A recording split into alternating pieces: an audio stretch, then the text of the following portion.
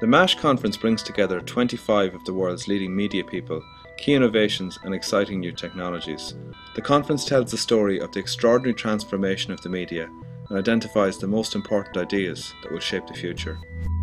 It was interesting, there was a little bit of a nervousness from some of the old school serious journalists who I feel need to very, very much embrace these new technologies, because things are moving pretty fast, and although there is still an okay readership, we're noticing numbers and numbers of people moving over to the new platforms and starting to find their news elsewhere.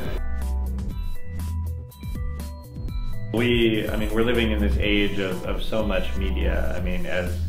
As came out during the Obama speech when bin Laden was killed, there were more than 5,000 tweets per second. This stream of information, it's very easy to lose track of it all. So we do think that these stories and saving these elements, that's a way to preserve the meaning of this for the future. So we do have an archive of what happens with that, definitely. Just as 10 years ago, it would have been impossible to predict Twitter or the impact of Facebook and stuff like that. You have to see these things, drop them into society and watch what happens. So it is with digitised archival content. World building is making the world of that drama exist. So that would be things like having websites for fake companies that exist within the drama, or having characters exist in social networks and behaving as they would if they were real people working, living their lives out on Facebook or Twitter or wherever else. What we're really trying to do is build love. It's something where you want people to feel happy when they see the brand in the supermarket. They walk past it and they remember a warm feeling of, oh, well, that's that thing that made me laugh on the internet the other day, or that's that advert that that I saw on telly and the next day somebody sent me a link to. I just see it as a very good middle ground between, at one extreme, you've got your traditional book reading experience. On another extreme, you may have parents who set their child in front of a TV and don't interact with them in any way whatsoever. And then you've got a digital product in between. And I think that will capture a different type of audience and can work in conjunction with the ones that already exist. People like to call crowdsourcing now, the idea that if you motivate a lot of people, even with a tiny amount of money, in this case, $5,000 is a lot of money for some people, but it's not enough, you would think, to get people to work day after day after day on something that they have very little chance of actually winning. So the idea that you can motivate people to sort of collectively solve a problem is something that's of a lot of interest to people.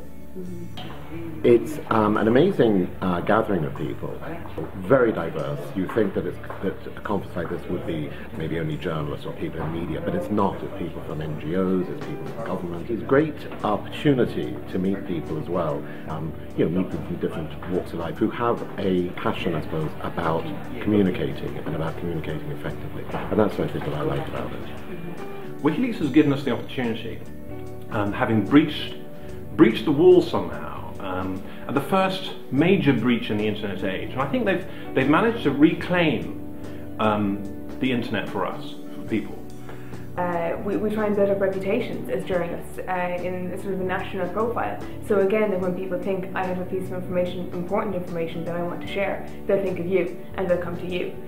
What's happened instead is they're going to Julian Assange or they're going to WikiLeaks. So I think it's starting to occur to journalists all over the world. This is a major problem.